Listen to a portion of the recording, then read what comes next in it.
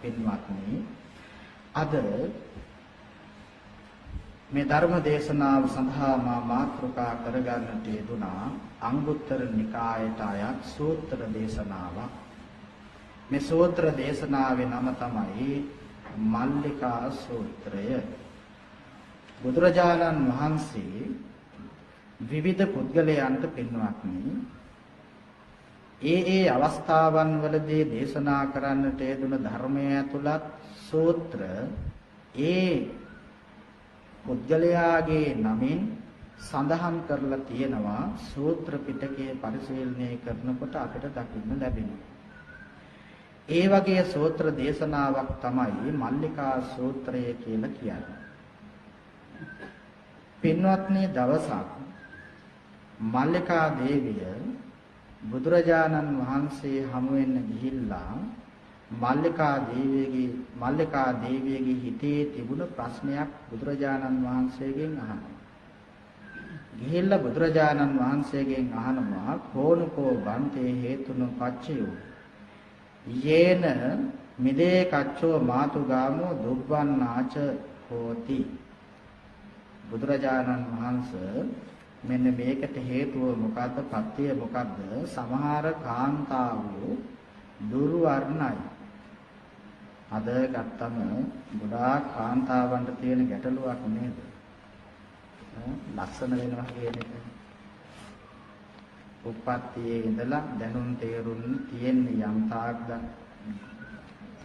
තාක් දක්වාද එදා ඉඳලා ලස්සන වෙනවා සුන්දර වෙනවා කියන එක කාන්තාවට තියෙන ගැටලුවක්. නේද? ඒ සඳහා ඕන දෙයක් කරන්න සෝදානම්.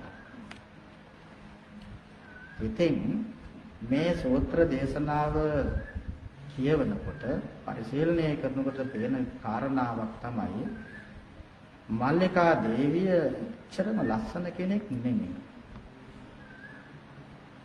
හිතෙන්න පුළුවන් එහෙමනම් කොහොමද මල්ලිකා දේවිය කොසල් මහ රජතුමාගේ අග්‍ර මහේසිකාව අගමහේසිය බවට පත් උනේ කියලා හිතෙන්න පුළුවන්. පින්වත්නි මල්ලිකා කුමාරිකාව කොසල් මහ රජතුමාගේ උයන බලා ගන්න උයන් පල්ලාගේ දියණිය. එහෙම කෙනෙක් කොහොමද අග්‍ර මහේසිකාවක් බවට පත් උනේ කියලා අපිට ගැටලුවක් එනවා. ඒක තමයි පින්වත්නි සංසාරේ කුසලය. දන් දීමේ ප්‍රතිඵලය. මල්ලිකා කුමාරිකාව දවසක් බුදුරජාණන් වහන්සේ හමු වෙන්න ගිහිල්ලා බුදුරජාණන් වහන්සේට මල් මාලාවක් පූජා කරනවා. මල් මාලාවක් පූජා කරලා ආපසු එනවා. ඒ වෙලාවේ මල් මාලාව අරගත් බුදුරජාණන් වහන්සේ එතන හිටපු ස්වාමීන් වහන්සේලාට සඳහන් කරනවා ඇවැත්නි ඔය මල්ලිකාව අද දවස ඇතුළත කොසල් මහ රජතුමාගේ අගමහේසිය බවට පත් වෙනවා. දැන් උපාසකම්මලා කොහොම මල් මාලා අරගෙන ඇවිල්ලා බුදු පිළිමේ බෙල්ල වටේ ඔතනම ලෑත් වෙනවා. නේද? ඒකට සංසාරයේ කුසලයක් තියෙනවා. කුසලයක් තියෙනවා. මල්ලිකා දේවිය කියලා කියන්නේ මහා දානමාන ආදී පින්කම් සංසාරයේ සිද්ධ කරගෙන ආපු මහා කුසලයකට හිමිකම් කියන කාන්තාවක්. මල්ලිකා කුමාරිකාව එහෙම ගිහිල්ලා කොසල් මහ රජතුමාගේ උයන කෙළවරකට වෙලා තමන්ගේ යාළුවොත් එක්ක පිරිසත් එක්ක සින්දු කිකිය ඉන්නවා. ඒ වෙලාවේ කොසල් මහ රජතුමාත් යුද්ධයකට ගිහිල්ලා පෙරදිලා ඊටාම කනස්සන්ෙන් දුකින් ශෝකයෙන් යුක්තව ව්‍යාකූලත්වයෙන් යුක්තව උයනටම එනවා. තමන්ගේ උයනට ආපු කොසල් රජතුමා ටිකක් විවේක ගන්න උයනට යනවා පැත්තකට යනවා. ඒ වෙලාවේදී කොසල් මහ රජතුමාට ඇහෙනවා ලස්සන මිහිරි කටහඬක්. සේවක සේවිකාවන්ගෙන් අහනවා මේ කටහඬ කාගේද? මල්ලිකා කුමාරිකාවගේ කියලා දැනගෙන ආමන්ත්‍රණය කරලා කතා කරලා කොසල් මහරජතුමා කියනවා මම යුද්ධයෙන් පෙරදලා ඉන්නේ. මට ටිකක් හිත නිවා ගන්න ඔබේ ඔඩොක්කුවේ නිදා ගන්න දෙන්න. ඔළුව තියා ගන්න දෙන්න. මිහිරි කටහඬින් කෝසල මල්ලිකා සින්දු කියනවා ඔඩොක්කුවේ කොසල් මහරජතුමා ඔළුව තියාගෙන ඉන්නවා. මල්ලිකා කුමාරිකාවගේ වාසනාවට දෝ කොසල් රජතුමාගේ වාසනාවට දෝ කොසල් රජතුමාට ඔක්කෙම නින්දයයි. නේද? දරුවෙක් වුණත් නිදි කරන්න කවිනේ කියන්නේ නේද? අවාසනාවකට අපිට එහෙම අවස්ථාවක් නැහැ නේ. ගෙදරදී ඔබ ස්වාමියාගේ හරි නෝනාගේ හරි සොඩුක්කේ ඔළුව තියාගෙන නින්ද යනකම් සින්දු කියන්නේ කොහොම කියයිද? නරෙන් තුරාවට ඒක වෙන්නේ නැති දෙයක්. ඒ වුණාට කොසල් රජතුමාට ඒ වාසනාව උදා වුණා. කොසල් රජතුමා නින්දෙන් අවදි වුණා. හොඳට නින්ද ගියා, බෙහෙස නෙවුණා. ඒ වගේම හිතට තිබුණු බර නැති වුණා. කොසල් රජතුමා කල්පනා කරා මේ ඔඩොක්කුව මගේ කරගන්න තිබ්බනම් හැමදාම. කොසල් රජතුමා මල්ලිකා දේවිය එක්කන් ගියා. රජමාලිකාවට ගිහිල්ලා අග්‍ර මහේසිකාවක් බවට පත් කරන්නට පින්වත්නි, ඒක උපදි සම්පත්තියක් විදිහට සැලකන. මේ ධර්මයේ සඳහන් වෙනවා ඔය අපි කරන්නට යෙදුන පුණ්‍ය ශක්තියින් කුසල කර්මයන් අපට ඵල විපාක දෙන ආකාරය. ඒ තමයි අවස්ථා හතරක් සඳහන් කරනවා. කාල සම්පatti, ගති සම්පatti, ප්‍රයෝග සම්පatti, උපදි සම්පatti කියලා හතරක් තියෙනවා. කාල සම්පatti කියලා කියන්නේ සුදුසු කාලයක් එන්න ඕන. සමහර කාලවල තියෙනවා අපේ කුසලයේ ඉස්මතු යටපත් වෙලා අකුසලයේ ඉස්මතු වෙනවා. ඒකට හේතුව හොඳ පාලකයෙක් ඉන්න ඕන. හොඳ පාලනයක් තියෙන්න ඕන. හොඳ මිනිස්සු ඇසුරු කරන හොඳ සිතිවිලි ඇති මිනිස්සු වාසය කරන කාලයක් තියෙන්න ඕන. ඒකට කියනවා කාල සම්පත්තිය කියලා. ඒ වගේම ගති සම්පත්තිය කියන්නේ ගතිය හොඳ වුණාම අපේ සමහර අකුසල් තියෙනවා. ඒවා යටපත් වෙලා සංසාරයේ කරන්නට යෙදුන කුසල කර්මයන් ඉස්මතු වෙලා අපට සැප සම්පත් විපාක සැප විපාක කියන දෙනවා. දැන් මනුෂ්‍ය ජීවිතයක් බවට පත් වෙලා උප්පත්තිය ලැබුණම සමහර තිරසම් භවයකට පත් වෙලා විඳින්නට තියෙන අකුසල් අපි සංසාරයේ සිද්ධ කරලා තියෙනවා නම් ඒවා යටපත් වෙනවා. ඒවා යටපත් වෙලා මනුෂ්‍ය ජීවිතයේ තුල සමහර විට පින්වත්නි අපි බොහෝ සෙයින් සීලාදී ගුණධර්මයන් පෝෂණය කරමින් දානමාන ආදී පින්කම් සිද්ධ කරමින් ධර්මානුකූලව ජීවිතයක් ගත කරමින් බොහෝ පින්කම් සිද්ධ කරනවා නම් සමහර විට අර තියෙන අකුසලයේ යටපත් වෙලා බලය හීන වෙලා ගිහිල්ලා ඒව අවෝසි කර්ම සංසාරයේ නැවත කිසිම දවසක විපාක නොදෙන කර්ම බවට පත් වෙනවා. ඒවට කියනවා ගති සම්පatti කියලා. අකුසලයේ යටපත් වෙලා කුසලයේ ඉස්මතු වෙලා අපේ ගතිය නිසා භවය නිසා දේව භවයක් වෙන්න පුළුවන්, මිනිස්සෙක් වෙලා උප්පත්තිය ලබන්න පුළුවන්. මෙන්න මේවා නිසා අපේ කුසලයේ ඉස්මතු වෙලා අපිට කුසල විපාක සලසා දෙනවා. ඊළඟට ප්‍රයෝග සම්පatti කියන්නේ අපේ දක්ෂතාවයන්, හැකියාවන්, උත්සාහයන් නිසා සමහර දේවල් අපිට නොලැබීම්, අහිමි වීම වගේ දේවල් නැති වෙලා ලැබීම් නැති වාසනාවන්ත පුද්ගලයෙක් බවට පත් වෙනවා. දෛවයට අභියෝග කරන මිනිස්සු ඉන්නවා නේද? ආන්නේ එහෙම වුණා මේකට කියනවා ප්‍රයෝග සම්පatti කියලා. ඒ වගේම තමයි උපදි සම්පatti කියන්නේ පින්වත්නි සංසාරේ කරපු කුසල් කර්මයන්ගේ ප්‍රතිවිපාකයක් විදිහට අපිට වර්ණ සම්පatti ලැබෙනවා. ඒ වගේම වර්ණ සම්පත්තිය සමහර වෙලට නැති වෙන්න පුළුවන්, තියෙන්නත් පුළුවන්. ලස්සන මිහිරි කටහඬක් ලැබෙනවා. කතිකත්වය ලැබෙනවා. ඒ වගේම ප්‍රඥාව ලැබෙනවා. අද සමාජයේ බලන්න කොයිතරම්නම් රූප සුන්දරියෝ බවට පත් වෙලා සමාජයේ ජයග්‍රහණය කරලා ඉන්න අය දකින්න ලැබෙනවද නේ? රූප රාජිනියෝ වෙලා, රූප සුන්දරියෝ වෙලා, ලෝක රජිනී වරුන් බවට පත් වෙලා, ඒ වගේම අවුරුදු කුමාරියෝ බවට පත් වෙලා නේද? දැන් හිතන්නේ තමයි අවුරුදු කුමාරියෝ කරන්නේ නේද? එතකොට එහෙම අවුරුදු කුමාරියෝ බවට පත් වෙලා සැප සම්පත් උදාක හැබැයි උප්පත්තියෙන් දිලිඳු නිවසක දිලිඳු පවුලක උප්පත්තිය ලැබලා තියෙන්න පුළුවන්. එහෙම අය රූපය නිසා මොනතරම් ධන කුවේරයන් බවට පත් වෙනා ඉන්නවා නේද? ඒ වගේම කටහඬ නිසා පෞගේ කාලයේ ඉන්දියාවේ ඊටාම විරූපී හැබැයි ලෝකයේ දැනගත් ජනප්‍රියත්වයට පත් වුණු කාන්තාවක් ගැන ඔබ අහලා තියෙනවා. දකින්නේ නැති. ඒ මොකක් හින්දාද එහෙම වුනේ? මිහිරි කටහඬ නිසා. දැන් මල්ලිකා දේවියටත් අර අග්‍රමහේසිකාවක් බවට පත් වෙන්න කුසලයේ ඉස්මතු වෙලා ආවට උපදී සම්පත්තිය විශේෂයෙන් බලපෑවා. නේද? විශේෂයෙන් බලපෑවා. මිනිස්සුන්ට උපදී සම්පත්තිය තමයි ඉස්සරහට අරගෙන යන්නේ.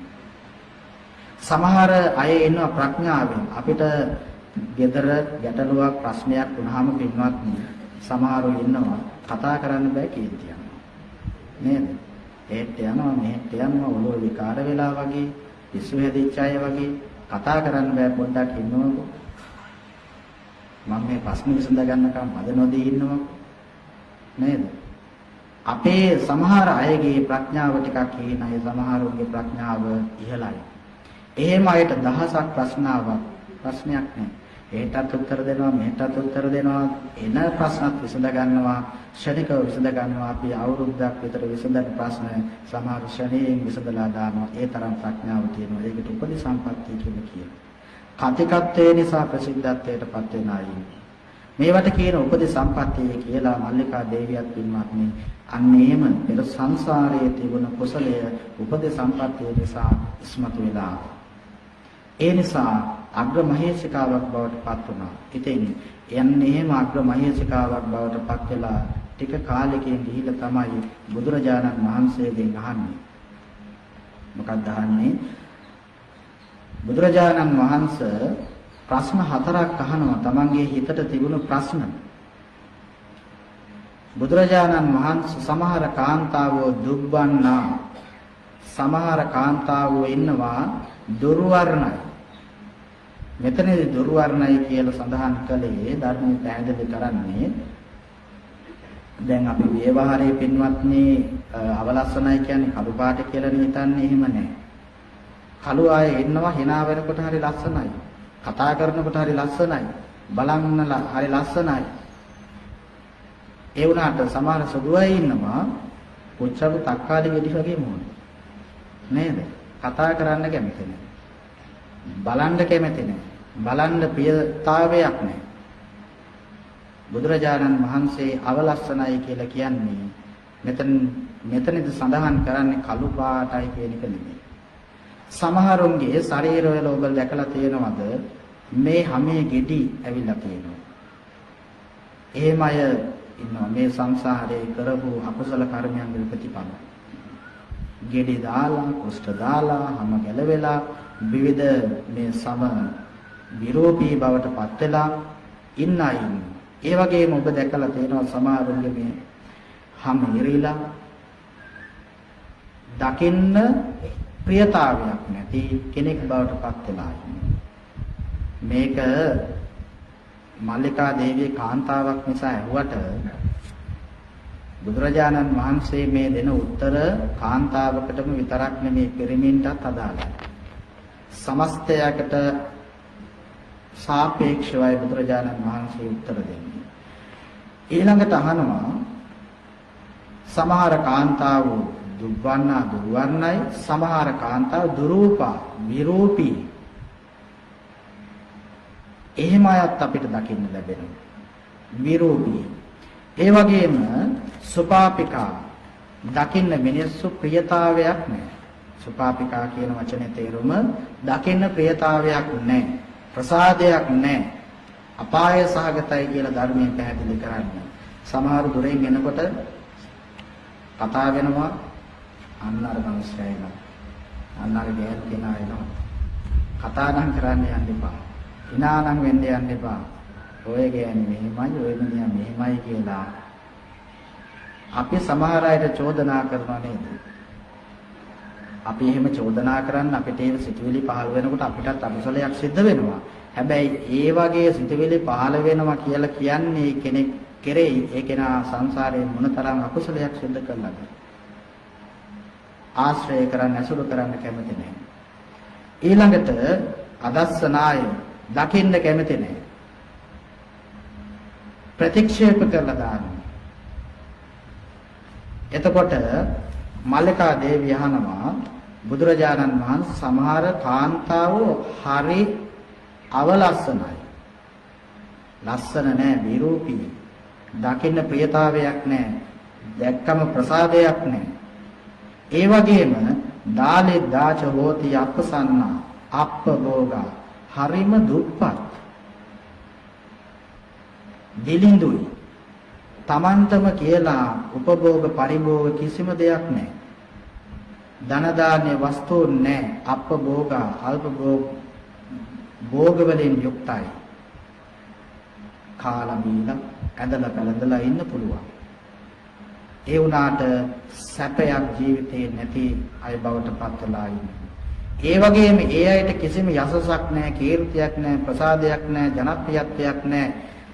ඥාති පිරිස් අඩුයි.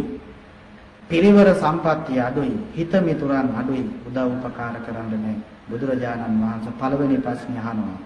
බුදුරජාණන් වහන්සේ සමහර කාන්තාවෝ ඉන්නවා විරූපී සිංහලෙන් අපි මතක තියාගනිමු. සමහර කාන්තාවෝ ඉන්නවා විරූපී අවලස්සනයි. සමහර කාන්තාවෝ ඉන්නවා දුප්පත්. විරූපී දුප්පත් පරිවාර සම්පත්තිය හීනයි. මේකට හේතුව මොකක්ද කියලා අහනවා. දෙවෙනි ප්‍රශ්නෙත් අහනවා. බුදුරජාණන් වහන්සේ සමහර කාන්තාවෝ ඉන්නවා විරූපී අවලස්සනයි. ඒ වුණාට හරිම පොහොසත්. උපභෝග තියෙනවා, පරිභෝග තියෙනවා, පරිවාර සම්පත්තියේ ඉන්නවා, යසස කීර්තියක් තියෙනවා. බුදුරජාණන් වහන්සේ මේකට හේතුව මොකක්ද කියලා අහනවා. තුන්වෙනි කාරණාව බුදුරජාණන් වහන්සේ සමහර කාන්තාවෝ ඉන්නවා හරිම ලස්සනයි. හරිම ලස්සනයි. දකින්න ප්‍රියශීලී, දකින්නකොට ප්‍රසාද ජනකයි. දකින්නකොට සිතට සතුටක් ප්‍රමෝදයක් උපදවනවා. ඒ වුණාට බුදුරජාණන් වහන්සේ මේ අය හරිම දුප්පත්, සමහර දුප්පත්. එහෙමයි ඉන්නව නේද? සමහර කාන්තාව පිරිමි ඉන්නව පුළුංගෝල වගේ. හරිම ලස්සනයි නේද? ජපන් බබ්බු වගේ වයසට යන්නේ නැති අය ඉන්නවනේ. එහෙමයි දැකලා තියෙනව නේද? වයසට යන්නේ. හැබැයි ඒ වුණාට ඒ අය අතරින් සමහරුන්ට උපභෝග පරිභෝග කිසිම දෙයක් නැහැ. සල්ලි මිල මුදල් නැහැ, වස්තු සම්භාරයක් නැහැ, යාන වාහන නැහැ, ඉඩ කඩන් ගේ දොරවල් මේ කිසිම දෙයක් Tamanට කියලා කිසිම දෙයක් නැහැ. යසසක් නැහැ, කීර්තියක් නැහැ.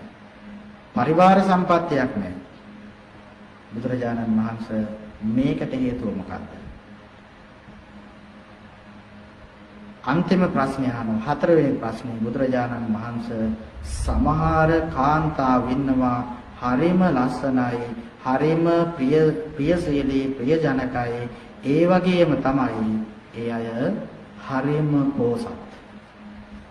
යසස කීර්තිය, ප්‍රසාදය, ජනප්‍රියත්වය, පරිවාර සම්පත්තිය මෙයාට ලැබිලා තියෙනවා. බුදුරජාණන් වහන්සේ මේකට හේතුව මොකද්ද කියලා අහනවා. මොකද්ද දැන් අහපු ප්‍රශ්න හතර? බුදුරජාණන් වහන්සේ සමහර කාන්තාවෝ ඉන්නවා අවලස්සනයි, ඒ වගේම දුප්පත්.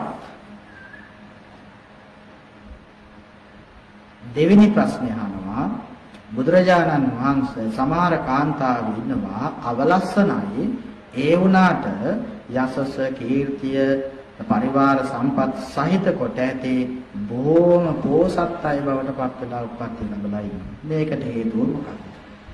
තුන්වෙනි ප්‍රශ්නේ සමහර කාන්තාවෝ ඉන්නවා හරියම ලස්සනයි ඒ වුණාට පරිවාර සම්පත් නැහැ යසස කීර්තිය මේ කිසිම දෙයක් නැති දුප්පතුන් බවට පත් වෙලා ඉන්නවා. උපභෝග පරිභෝග නැති අය බවට පත් වෙලා ඉන්නවා. ඊළඟ ප්‍රශ්නේ අන්තිම එක සමහර ලස්සනයි ඒ වගේම පෝසත්. මේකට හේතුව මොකද්ද කියලා බුදුරජාණන් වහන්සේගෙන් අහනවා. ආන්නේ වෙලාවේදී බුදුරජාණන් වහන්සේ උත්තර දෙනවා පිළිතුරු දෙනවා. ඉද මල්ලිකේ ඒකච්චෝ මාතුගාමෝ කෝදනා හෝති උපායාස බහුලා. මොකද්ද කියන්නේ? මල්ලිකාවෙනි යම් කෙසේ කාන්තාවක් ක්‍රෝධ සිතෙන් යුක්තව උපායාස බහුල කියලා කියන්නේ ක්‍රෝධ සිතවිලි සිතේ තැම්පත් කරගෙන ඉන්නවා. ක්‍රෝධයෙන් යුක්තව යම් කෙනෙක් ඉන්නවා නම් එහෙමයි ඉන්නව නේද? හිතට මොකක් හරි ගියාට පස්සේ තරහාවක් ගියාට පස්සේ Tamanට වැරද්දක් වුණාට පස්සේ යෝක හිතේ තියාගෙන පුපුරු ඉන්නවා නේද? අවුරුද්දකට කලින් වුණත් විච් විදේ උනේ කොතරද කොයි විදියටද ඒ වෙලාවේ මොනවද කිව්වේ මොනවද ඇහුනේ කවුද හිටියේ වෙලාව මොකද්ද මේ ඔක්කොම කියන්න පුළුවන් නේද? මේකට හිතේ තැම්පත් කරගෙන ඒවා උපනාහ වශයෙන් සඳහන් කරනවා හිතේ තැම්පත් කරගෙන ඉන්නවා. අවශ්‍ය වෙලාවට එළියට දානවා. දැකලා තියෙනව නේද? හරක් තනකොළ කනවා. හරක් තනකොළ කනවා දැකලා තියෙනවනේ. තනකොළ කාලා හක්කීර කරගෙන ඉන්නවා. ඒකලා මතක් වෙනකොට ආයෙ එළියට දාලා හපහපයි. ආයෙ ගිනිනවා. ආයෙ මතක් වෙනකොට හක්කේ තියෙනව නේද තනකොළ කියලා මතක් වෙනකොට ආයෙ එළියට දාලා ආයෙ හපහප ඉන්නවා. ආන්නේ වගේ සමහර මිනිස්සු ඉන්නවා. මතක් වෙනකොට බනිනවා හතර වටේට. නේද? ක්‍රෝධයෙන් පිරෙනවා. ක්‍රෝධ කරනවා. ඊළඟට බුදුරජාණන් වහන්සේ දේශනා කරන අප්පම්පි යුත්තා සමනා අபிසජ්ජති. සමහර ඉන්නවා කොස්සලංගෙන් නැස යන්න බෑ වගේ අය. ඉන්නව නේද? කතා කරත් කෑ ගහනවා, ප්‍රශ්නයක් ඇහුවත් බනිනවා නේද? මොකකට හරි උත්තරයක් ඇහුවත් බනිනවා, කෑවද බිව්වද කියලා ඇහුවත් බනිනවා. එහෙම අය උදේ නැගිට වෙලාවෙ ඉඳලා මනසට කිසිම නිදහසක් නැහැ, සැනසීමක් නැහැ. උදේ ඉඳලා නිදාගන්න යන වෙනකම් ඇඳට යනකම්ම පත්තු කරගත්ත ගමන්මයි ඉන්නේ. නේද? නිවිලා නැහැ. එහෙම අයට තෙල් සංස්ථාවේ වාක්‍යයක් තියෙනවා. මොකක්ද? වහා ගෙනි ඇවිලෙන සුළුයි. නේද? පිටේ ගහකට යන්න ඕනේ එහෙමයි. ඉතින් අන්න එහෙම අයත් ඉන්නවා. හැම වෙලාවෙම අනිත් අයත් එක්ක කේන්තියේ තරහින් තමයි වාසය කරන්නේ. ඊළඟට බුදුරජාණන් වහන්සේ දේශනා කරන කුප්පියති කැළඹුණ ස්වභාවයෙන් තමයි ඉන්නේ. ප්‍රශ්නයක් ඇහුවම ඒකට උත්තර දෙන්නේ නැහැ බනිනවා. නේද? වැඩක් කරන්න බෑ. ඒක අවුල් වෙන විදිහටයි වැඩ කරන්නේ. කතා කරන්නේ. කුප්පියති කෝපං සිතේ කැළඹෙලි ස්වභාවය තමයි කෝපයේ බවට පත් වෙන්නේ කියලා අටුවාරු පැහැදිලි කරනවා. ඒ වගේම මේ ධර්ම මාර්ගයේ විමුක්තිය හොයාගෙන යනකොට ඒ අවසානයේ දේශනා කරනවා සප්ත විසුද්ධියේ අවසානයේ දේශනා කරනවා අකුප්පාමේ චේතෝ විමුක්ති කියලා. පින්වත්නි සිතේ කෝපයටපත් නොවීමයි විමුක්තිය කියලා කියන්නේ. සිත කැළඹෙනවා නම් කෝපයටපත් වෙනවා නම් විසුරුණු ස්වභාවයෙන් කටයුතු කරනවා නම් ඒ කෙනාට විමුක්තිය ළඟා කර ගන්නවා කියන එක ටිකක් අමාරු කාරණාවක්. ඒ නිසා බුදුරජාණන් වහන්සේ දේශනා කරනවා මල්ලිකාවට දේශනා කරනවා යම් කෙනෙක් ක්‍රෝධයෙන් වාසය කරනවා නම් කෝපයෙන් වාසය කරනවා නම් නිතරම තරහෙන් කේන්තියෙන් ඉන්නවා නම් ඒ වගේම ව්‍යාපච්චති මෙහෙම අය ප්‍රකෘති ස්වභාවයෙන් විකෘති ස්වභාවයටපත් වෙනවා. ප්‍රකෘති ස්වභාවයෙන් විකෘති ස්වභාවයටපත් වෙනවා. සමහරොන්ට පින්වත්නි කේන්ති ගියාම අර කතාවක් තියෙනවනේ දක්නු පැත්තේ වලාමෙට ගහපු කලාබරේ වගේ නේද? මූණ එල්ලගත්ත ගමන්මයි ඉන්නේ. කෑවද? උත්තර නැහැ. දෙව්වද? නේද? එහෙමයි ඉන්නව නේද? ඔව්. කිසි උත්තර නැහැ. ප්‍රකෘති ස්වභාවයෙන් විකෘති ස්වභාවයටපත් වෙනවා. ඊළඟට බුදුරජාණන් වහන්සේ දේශනා කරන පතිත්‍යති අපේ ව්‍යවහාරයේ තියෙනවා අපේ භාෂාවේ තියෙනවා තද වෙලා කියන එකක් නේ. අම්මට වේවා තාත්තට වේවා දරුවන්ට වේවා අඳුරන්ට වේවා ගුරුවරුන්ට වේවා කාට වුණා කේන්ද ගියාම ටිකක් අනිත් අය කියනවා යන්න නම් එපා දැන්. කතා නම් කරන්න එපා තද වෙලා හිටින්නේ. එහෙම කියනවනේ.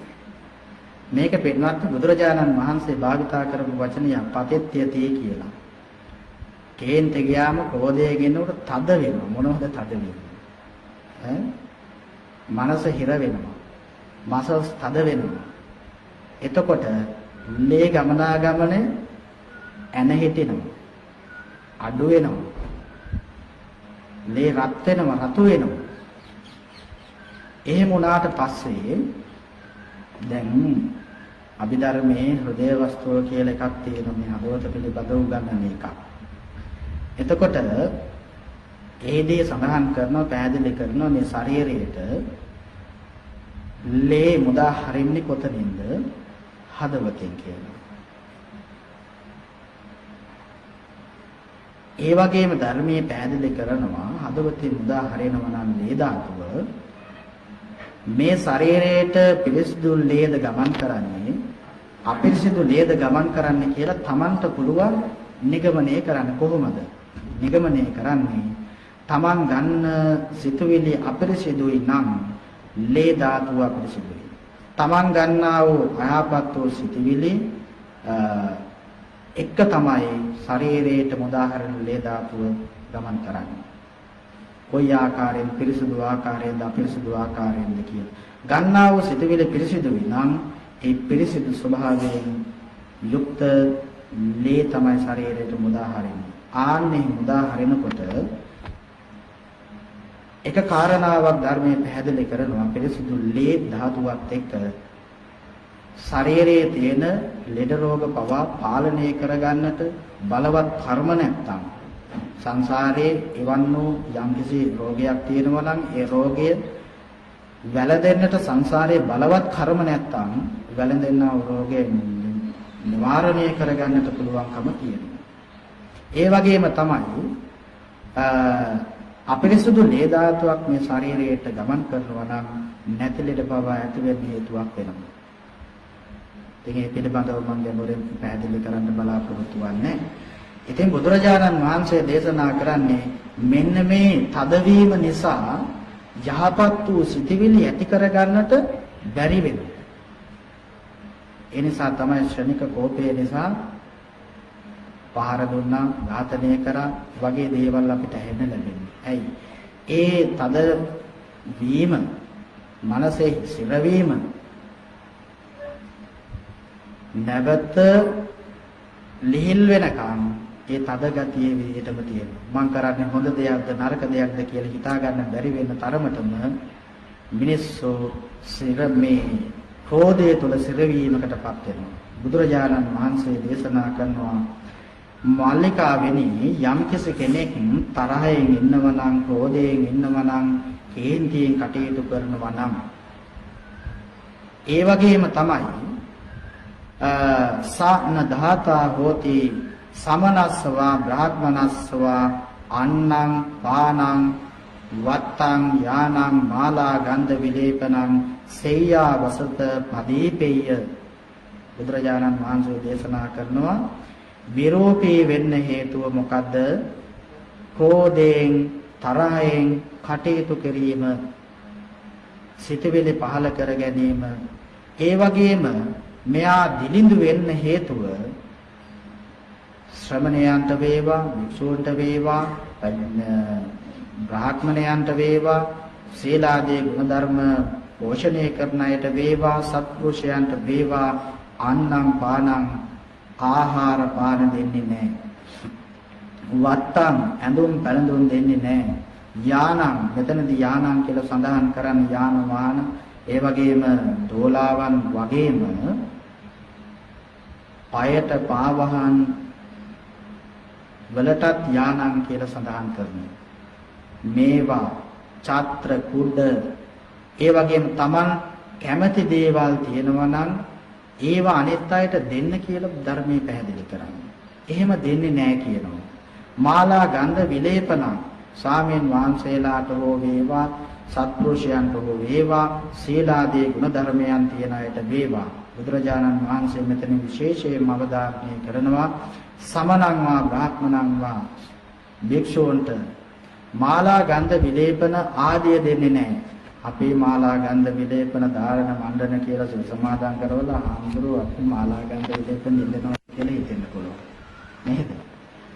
මෙතනදී බුදුහාමුදුරුවෝ පැහැදිලි කරන්නේ හිස බානවා, රැවුල කපනවා, උෂ්ණාධික පරිසරයක ඉන්නවා, ඒ වගේම සීතලාධික පරිසරයක ඉන්න පුළුවන්, විවිධ සමාසිත රෝග වගේ දේවල් වෙනදෙන්න පුළුවන්. ආන් එහෙම ස්වාමීන් වහන්සේ කෙනෙක්ට අදාළව වෙනදෙන යම්කිසි රෝගයක් වෙන්නට පුළුවන්, අපහසුතාවයක් වෙන්න පුළුවන්. ආන් මේක මගහරවා ගන්න තෙල් එකක් වෙන්න පුළුවන්, ක්‍රීම් එකක් වෙන්න පුළුවන්, වතුර එක ඖෂධ වතුර එකක් වෙන්න පුළුවන්. ආන් ඒවට තමයි බුදුහාමුදුරුවෝ මෙතනින් අවධාරණය කරන්නේ. ඔය නාන්නේ නැති එහෙමයි නෝන සෙන්ටර් එකෙන් දුන්න ප්‍රශ්නයක් නැහැ. නේද? ඒකත් ලොකු වෙනක් සමාජයට කරන්නේ. ඒ නිසා මේ කියන්නේ ස්වාමීන් වහන්සේලාට නෙමෙයි. එහෙමයි ඉන්නවනේ. ඉතින් බුදුරජාණන් වහන්සේ දේශනා කරනවා ආන්න එහෙමයි. ඒ කියන්නේ දන් දෙන්නේ නැති වුණාම දන් දෙන්නේ නැහැ. ඒ වගේම තමයි ඉස්සාමනිකා අනිත් අයට ලැබෙනවට ඊර්ෂ්‍යා කරනවා. අනිත් අයට ලැබෙනවට ඊර්ෂ්‍යාවෙන් කටයුතු කරනවා. බුදුහාමුදුරෝ දේශනා කරනවා ආන් එහෙමයි. ක්‍රෝධයෙන් තරහෙන් කටයුතු කරාම ඒ අය විරූපී වෙලා උප්පත්තිය ලබනවා. ඒ විතරක් නෙමෙයි යම් කෙනෙක් ක්‍රෝධයෙන් වෛරයෙන් කටයුතු කරනවා වගේම පරිත්‍යාගශීලී නැතිව ජීවත් වෙනවා නම් ජීවත් වෙලා තිබුණා නම් සංසාරේ ආන්නේමය දිලිඳු වෙලා උප්පත්තිය ලබනවා. ඊර්ෂ්‍යාවෙන් කටයුතු කරන නිසා අනිත් අයට ලැබෙන යසස, කීර්තිය, ප්‍රසාදය, ලාභ සත්කාර නිසා ඒවට ඊර්ෂ්‍යා කරනවා. නේද? සමහරව ඉන්නවා ඔය ලස්සන ගයක් එහෙම හදනවා දැක්කොත් ඒක දැකලා කීයෙන් කී දෙනාද ලස්සන සතුටු වෙන්නේ. සමහර ගොඩාක් අය අපිට ඇහෙනවා කියනවා මමත් ඔය වගේ එකක් කවදා හරි ගහනවා. දන්නේ නැති වුණාට සියුම් සිතුවිල්ලක් එනවා. ඔය කෙලෙස් 1500 කියලා පොතක් තියෙනවා. මේක පුළුවන් නම් පරිශීලනය කරන්න. ඒ ඊර්ෂ්‍යාව කියනවා හිතෙන් ඇතුළු පිට වෙන්නේ. එතකොට බුදුරජාණන් වහන්සේ දේශනා කරනවා ආන් එහෙමයිට කවදාකවත් පරිවාර සම්පත්තිය යසස කීර්තිය ලැබෙන්නේ. ඒ වගේම තමයි ඒ අයට භවභෝග තමන්ටම කියලා භවභෝග සම්පත්තිය ඇති වෙන්නේ නැහැ. භවභෝග සම්පත්තීන් වලට හිමිකම් කියන කෙනෙක් බවට පත් වෙන්නේ. ඒ වගේම එයා ලස්සන කෙනෙක් බවට පත් වෙන්නේ නැහැ. බුදුරජාණන් වහන්සේ මල්ලිකා දේවිය අහපු පළවෙනි ප්‍රශ්නට උත්තර දෙනවා. මල්ලිකා වෙණි යම් කිසි කෙනෙක් ක්‍රෝධයෙන් වාසය කරලා තියෙනවා නම් දන් නොදී තියෙනවා නම් ඒ වගේම ඊර්ෂ්‍යා කරලා තියෙනවා නම් ඒ කෙනා අවලස්සන විරූපී වෙලා දිලිඳු වෙලා පරිවාර සම්පත්තිය අහිමි වුණ යසස කීර්තිය නැති කෙනෙක් බවට පත් වෙලා උප්පත්තිය ලබනවා කියලා බුදුරජාණන් වහන්සේ දේශනා කළේ. දෙවෙනි ප්‍රශ්නේ මොකද්ද? මල්ලිකාව අහපු බුදුරජාණන් වහන්සේ විරෝපී ඒ වුණාට පෝසත්. ඒකට බුදුරජාණන් වහන්සේ උත්තරය දෙනවා. මාලිකාවනි යම් කෙනෙක් ක්‍රෝධයෙන් වාසය කරනවා ඒ වුණාට දන් දෙනවා. අනිත් අයට ලැබෙන දේවල් වලට ඊර්ෂ්‍යා කරන්නේ. එහෙම අයත් ඉන්නවනේ නේද? සමහර ඉන්නවා ආම්බුරට බැන බැන දන් දෙනවා. ඕකට ගන් දීලා වැඩකුත් නැහැ නේද? එහෙම කිය ඉන්නේ. මෙතන නම් එහෙම නැහැ. නමුත් මේ ලෝකේ එහෙමයි ඉන්නේ. ලෝකේ ඉන්නේ. එතකොට බැන බැන දෙනවා. දැන් ගෙදරට එනවා යාචකයෙක් එනවා. එක දවසක් එනවා, දවස් දෙකක් එනවා, තුන්වෙනි දවසක් එනවා, හතරවෙනි දවසේ එනවා නේද? සෝවාන්ගෙන් ඔන්න මෙන්න තිබ්බා කේත් යනවද නැද්ද? කේත් යනවා නේද? හැමදාම එම ඉල්ලගෙන අතක් පයක් තියෙන මොකද ගිහිල්ලා වැඩක් කරලා හම්බ කරගන්නවකෝ අපිත් මේ දුක් මාංශ වල හම්බ කරන්න කියලා බයිනවද නැද්ද? බැන බැන ඒකල මොනවා ටිකක් දෙනවද නැද්ද? දෙනවා නේද? ආන් ඒ වගේ බැනගෙන සමහරු දෙනවා. ඒ කියන්නේ ක්‍රෝධයෙන් යුක්තව වාසය කරනවා ඒ වුණාට දන් දෙනවා. අනිත් අයට ලැබෙන දේවල් වලට ඊර්ෂ්‍යා කරන්නේ බුදුරජාණන් වහන්සේ දේශනා කරන මල්ලිකාවිනී ඔය විරෝපී වෙලා ඉපදුනාට පෝසත් කෙනෙක් බවට පත් වෙන්නේ ඔන්න ඔය හේතුව නිසා. තුන්වෙනි ප්‍රශ්නේ බුදුරජාණන් වහන්සේ උත්තර දෙනවා. මල්ලිකා වහනවා බුදුරජාණන් වහන්සේ සමහරු හරි ලස්සනයි ඒ වුණාට දුප්පත්. මේකට හේතුව මොකක්ද? බුදුරජාණන් වහන්සේ උත්තර දෙනවා මල්ලිකාවෙනි සමහරු ක්‍රෝධ කරන්නේ වෛර කරන්නේ ඊර්ෂ්‍යා කරන්නේ තරහෙන් ඉන්නේ ගහලා ගියත් නිහඬව ඉන්නවා. ඒ වුණාට බනින්නෙත් නැහැ ඊර්ෂ්‍යා කරන්නෙත් නැහැ දෙන්නෙත් නැහැ. එහෙමයක් ඉන්නවා. ගෙදර තියෙන බඩු මුට්ටු නෙමේ සල්ලි මිල මුදල් නෙමේ ගෙදර ගිහිල්ලා පන්සලේ තිබ්බත් මට අදාළ නැහැ.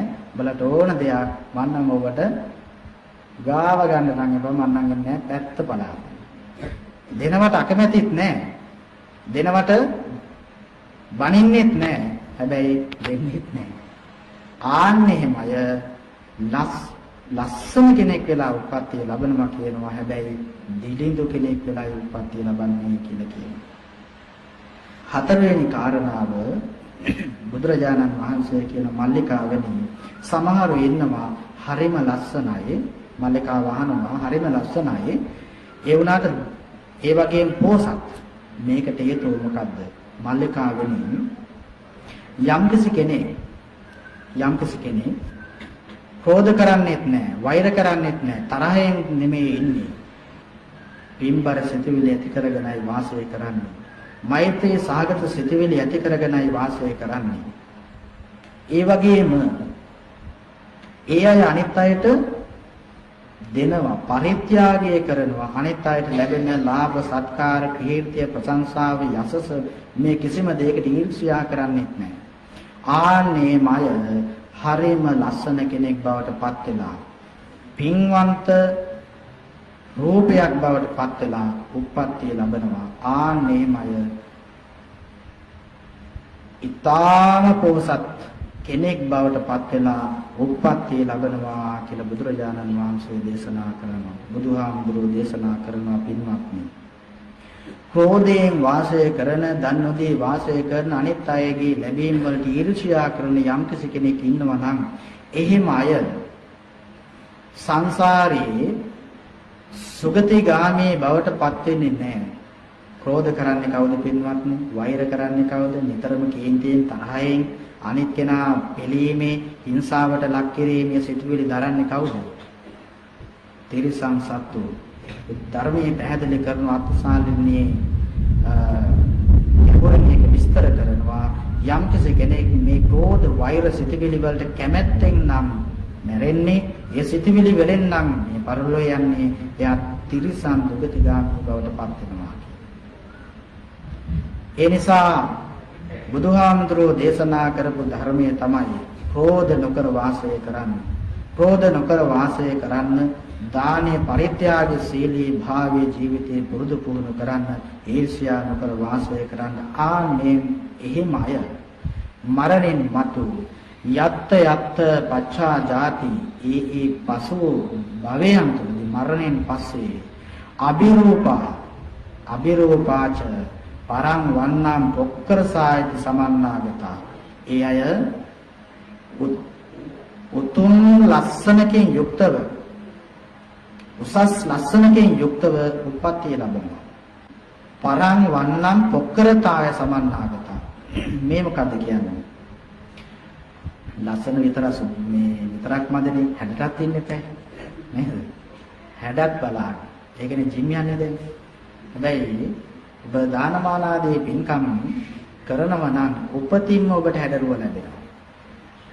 පිරිමියෙක් නම් පිරිමියාට අදාළව කාන්තාවගේ සිතක් ඇදබැද ගන්නා ස්වરૂපයකින්, කාන්තාවක් නම් පිරිමියෙකුගේ සිතක් ඇදබැද ගන්නා ස්වરૂපයකින් යුක්ත රූපයක් ලැබලා උප්පත්තිය ලබනවා. පාසාදිකාච යම්කිසි කෙනෙක් ඒ කෙනා දිහා දැක්කම, ඒ කෙනාගේ හිනාව දැක්කහම, ඒ කෙනත් එක්ක කතා කරාම ප්‍රසාද ජනක බව ඇති වෙන්නට ඕන. ඇති වෙනවා කියනවා. ඒ වගේම දස්සනියාච දකින්නට හරි කැමැති. සමහරව දැක්කත් ඇති කියලා අපි කියනවා නේද? නේද? කිසිම දෙයක් ලැබුණත් කමක් නැහැ. දැක්කත් ඇති හිත නිවෙනවා කියලා අපි කියනවා. ආන් එහෙම කෙනෙක් බවට පත් වෙනවා කියලා බුදුහාමුදුරුවෝ දේශනා කරනවා. අඩහච ආඩ්‍යත්වයටපත් වෙනවා. Tamanටම කියලා මිල මුදල් වස්තු සම්භාරයන්ගෙන් පිරිපුන් කෙනෙක් බවට පත් වෙනවා. ඒ වගේම මහා ධනයන්ට අයිතිකාරයෙක් බවට පත් වෙනවා. දුප්පත් පවුල්වල උප්පත්තිය ලැබලා සමහරු උපතෙන්ම නැතත් එක්ක ළමා වේදී නැත්නම් තරුණ වේදී මැදි වේදී හෝ මහා ධන කුවේරියක් බවට පත් වෙනවා. එහෙමයි ඉන්නවා. මහා ධනස්කන්ධයකට අයිතිකාරයෙක් බවට පත් වෙනවා. ඒක කවුරු මොන ක්‍රමයකින් වළක්වන්න හැදුවා, කවුරු ඊර්ෂ්‍යා කරත් නතර කරන්න පුළුවන් කමක් ලැබෙන්නේ. ඒ වගේම මහා භෝග වස්තු සම්භාරයන්ගෙන් ආඩ්‍යත්වයට පත් වෙච්ච කෙනෙක් බවට පත් වෙනවා. යාන ඉඩකඩම් මේ දොරවල් ඇඳුම් පැනඳුම් මේ සෑම දෙයක්ම එයාට නොපරිහලා ලැබෙනවා. ඒ වගේම තමයි මහා සක්කා. මොකද්ද මේ බුදුහාමුදුරෝ දේශනා කරන්නේ? පරිවාර සම්පත්තියට ලැබෙනවා.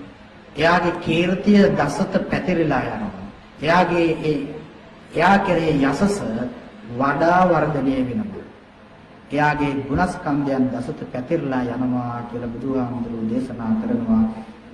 ඒ නිසා බුදුරජාණන් වහන්සේ දේශනා කරන ක්‍රෝධ නොකර ඉන්න, වෛර නොකර ඉන්න, තරහෙන් කටයුතු නොකර ඉන්න, තරහ නොගෙන මෛත්‍රිය සාගත සිතුවිලි වලින් යුක්ත කෙනෙක් බවට පත් වෙන්න, දානමාන ආදී පින්දහම් සිද්ධ කරන කෙනෙක් බවට පත් වෙන්න, අනිත් අයගේ ලාභ සත්කාර වලට ඊර්ෂ්‍යා නොකරන කෙනෙක් බවට පත් වෙන්න කියලා බුදුහාමුදුරුවෝ දේශනා කරනවා.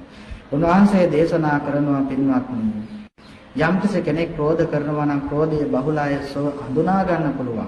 ක්‍රෝධයේ ස්වභාවය තමයි අනිත් අයට බනිනවා, හිංසා කරනවා, වචන වලින් පීඩාවට ලක් කරනවා, වචන වලින් අවඥාවට ලක් කරනවා, පහත් කරලා කතා කරනවා.